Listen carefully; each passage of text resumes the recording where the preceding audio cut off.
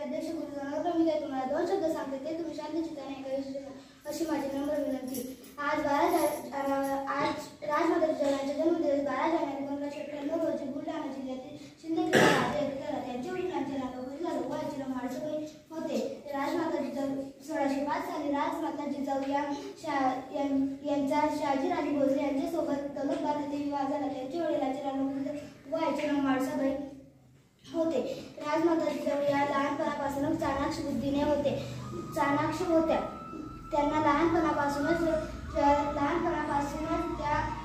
त्यांना अन्यायाविरुद्ध चीड होती। राजमाता जिजाऊ यांनी अन्यायाविरुद्ध लढण्यासाठी त्यांनी युद्ध कौशल्य अंगीकृत केले। राजमाता जिजाऊ यांनी शिवशंभरांना